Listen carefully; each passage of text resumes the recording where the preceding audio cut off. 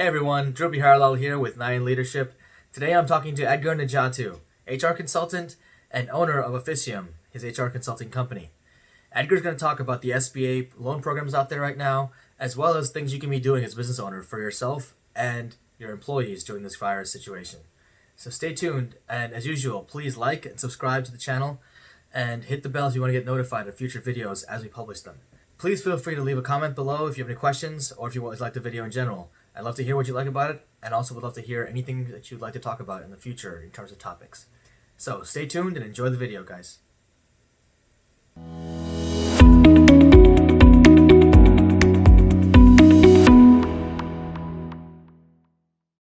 Edgar, thanks for joining me today, man. Yeah, no problem. How are things going? Not too bad. Taking one day at a time. Just waiting for this Good, good. situation to resolve itself, but just trying to stay inside. How about you? How's it going on your side? Things are well. It's been very interesting to see how business owners are reacting and people are reacting to the crisis. And I mean, I've been spending a lot of time just being a resource to people and answering questions and just being a good sounding board, just to help people manage decision making through this crisis. That was a little creepy. I think your wife just popped up in the back or someone just like turned around. She did. And it was like a little ghost appearing there. It was pretty funny. It was cool. But anyway, no, yeah. So tell us more about that. Tell us more about how business owners are getting affected by the situation right now. What are they seeing, and what are you seeing from your clients? Yeah. So I would say that a lot of business owners, particularly in the 1 to 100 worker space, are having to make some really tough decisions about operations, particularly on the HR side. And I'm noticing that a lot of people are making decisions out of fear, because they just don't know when, how they're going to be affected income-wise, particularly if you're a restaurant or in an industry like retail, where it's very tight margins and you largely rely on foot traffic. People are on the streets and they're not going to your stores, right? So a lot of people are laying off employees, and recently with all the legislation coming down the pike from the federal government and even some local governments, what I'm trying to educate and coach people on is taking a step back and not making any major decisions out of fear, but carefully considering all your options, but more importantly, do right by your workers. And I think having that mindset has two benefits. One, you maintain loyalty amongst your people, right? If people see that you are valuing their contributions to your company, and that you're being mindful about how your decisions could affect their lives, then people will be more loyal to you in the long run. Secondly, I think it just makes good business sense, and I see this a lot with nonprofits right now because they want to keep their teams that they've cultivated over years. Like, this is going to be a short-term problem, right? Ultimately. And when things pick up again, you don't want to have to rehire and then retrain people. That's going to be additional expense and time to you. So whether it's taking advantage of all the government programs, whether it's the Paycheck Protection Program or getting a small business loan, if it makes sense for you, even if it's just maybe reducing hours or using workers in other areas so you can keep them employed.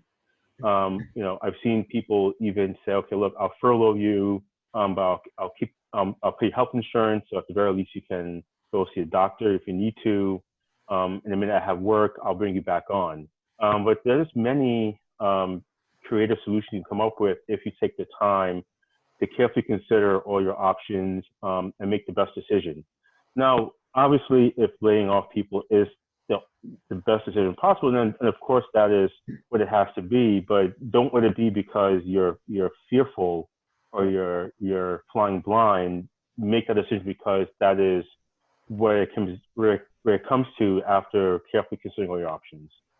Right. So you're saying basically, laying off may still be an option, maybe still be the right choice, but it's not about doing that out of fear. You make sure you evaluate what your options are, and maybe that is the right choice, but just at least know what they are before you make that choice. Right.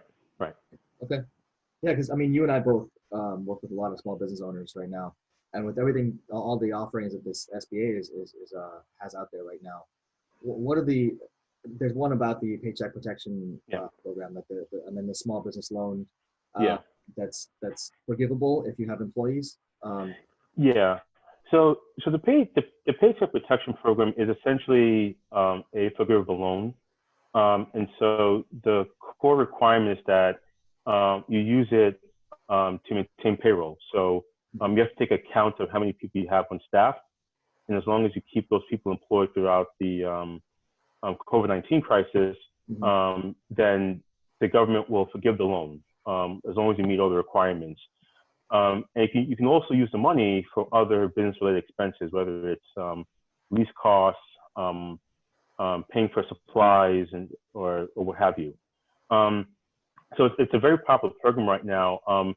The government, the unveiling of it has been a little shaky, and the government is working on making sure that access to the program is reliable.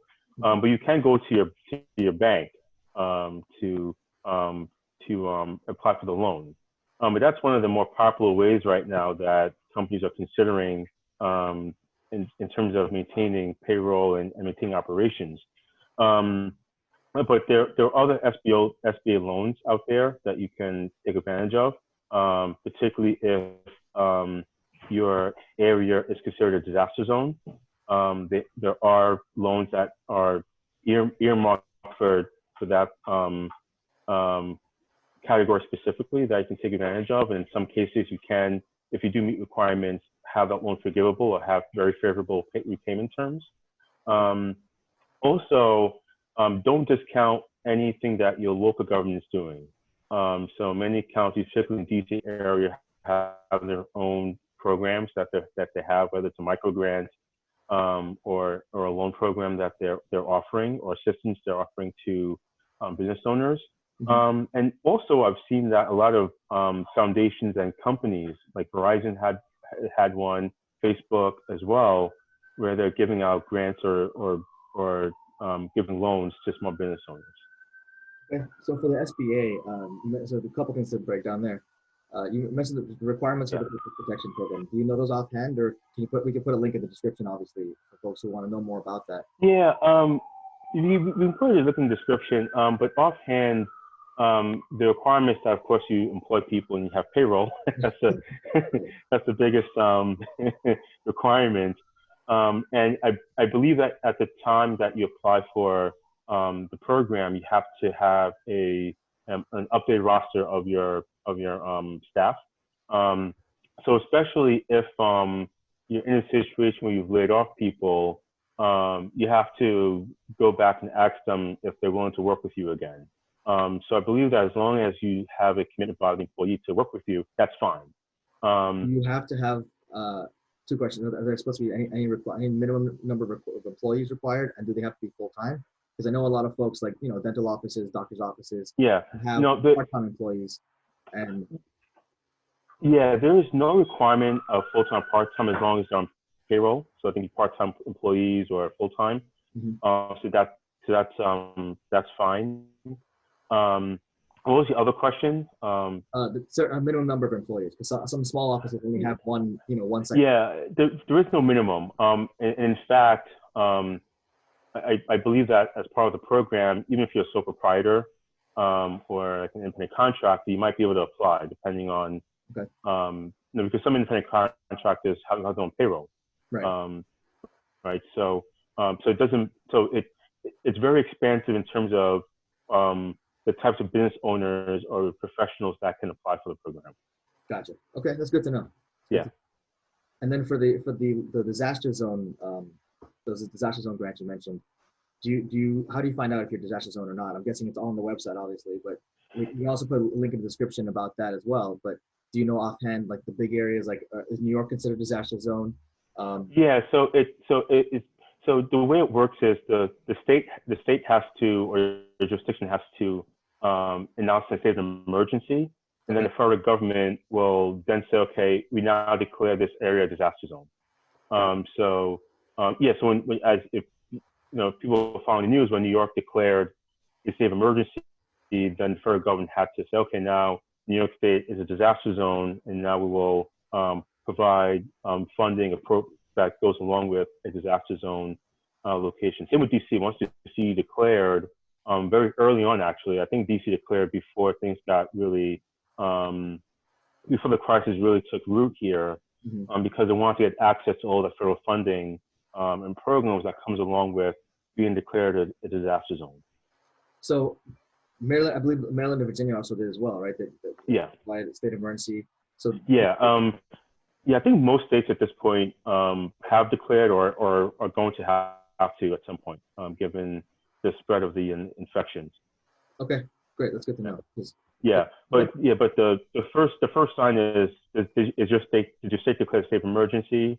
That's the first sign, and generally speaking, the federal government will then declare a disaster zone. So you can check FEMA and SBA for that information, and also your local government or state government website. Okay, we can put the links to FEMA and SBA in the description below. So So you mentioned a couple things about small businesses and things that they can do right now and things they should consider. But in terms of a couple other things that they should look or could be looking at in the future for the short term and the longer term, what are some pieces of advice you have for small businesses as they go through this process and as things start to resolve over time? Yeah, I would say that this crisis has made a lot of people have to reevaluate everything. Their purpose in life. What it means to be a family member or a professional.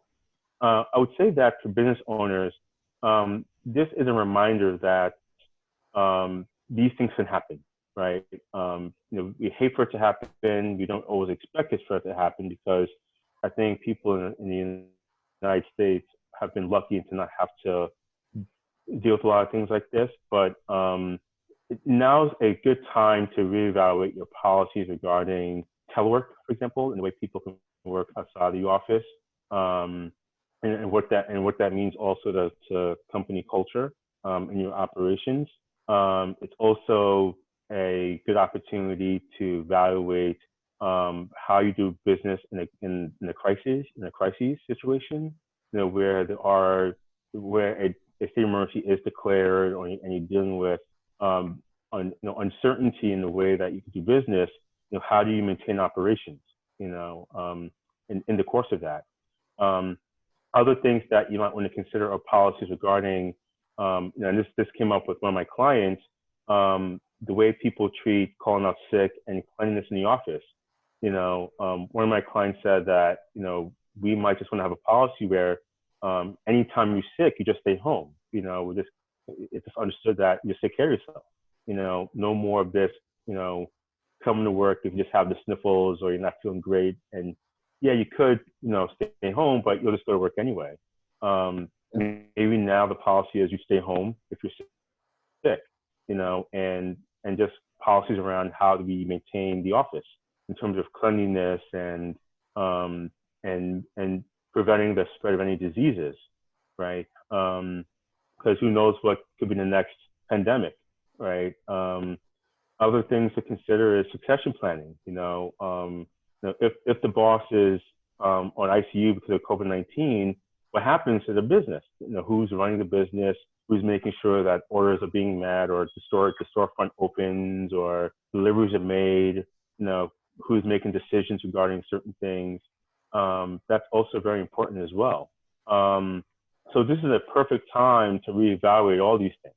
In terms of how do we do business in a crisis? Who makes decisions, particularly when decision makers are not in a position to do so?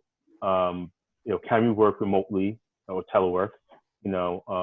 Even things like sick leave. Like, do we have a sick leave policy? What is that? Can we afford something more robust?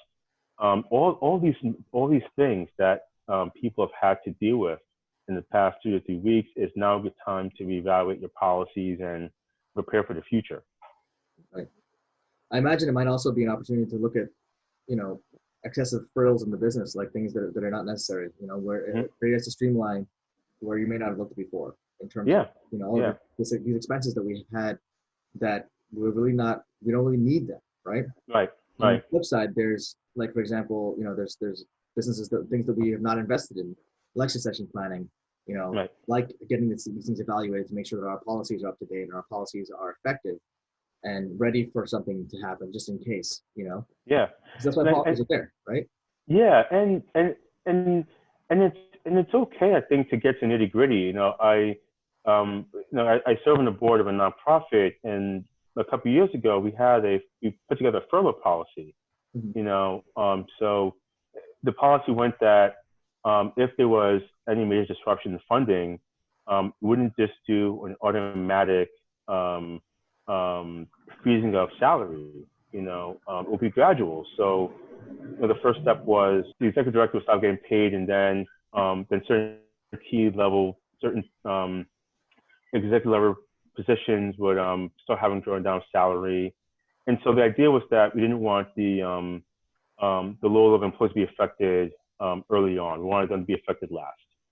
So that's something to consider, you know, in terms of being creative in the way that you address these problems and also plan for the future. So in terms of closing remarks, anything else that you want to say, or do you want to tell folks about you, about your company and what you do and how to get in touch with you? Yeah, absolutely. So I'm the principal at Efficium LLC. We do HR and career consulting. Particularly in the HR side, I work with organizations with 100 workers. That is basically my wheelhouse. And as I said earlier in the conversation, I'm looking to serve as a resource to people and just answer any questions and certainly just be of service, you know, in a trying time for many people. So if you have any questions about HR, or you're having to make some difficult decisions and just need some guidance on how to be compliant and make those decisions, and B, what resources you might have at your fingertips that might help you keep people employed, and C, just doing right by your employees, just give me a call or contact me. I will send Drew my contact information, include that in the show notes. But I'm on social media. I have a website, an email. So feel free to contact me. It costs nothing to have a conversation with me initially, to just talk through your issues. Great, I appreciate that, Edgar. So I'll put all your information in the description below, so folks can get to that. But thank you again for joining us for the call today. No problem. I'm sure folks are going to get value out of this because it's really valuable information. If anyone has questions, please feel free to reach out to Edgar or myself. If you like the video, please hit the like button, hit subscribe to be notified of future videos, and hit the bell. And if you have questions or comments, please feel free to leave them below, and reach out to Edgar if you have any questions as well for him. So thank you again for joining us today, and we'll talk to you guys soon. Take care. No problem. Take care.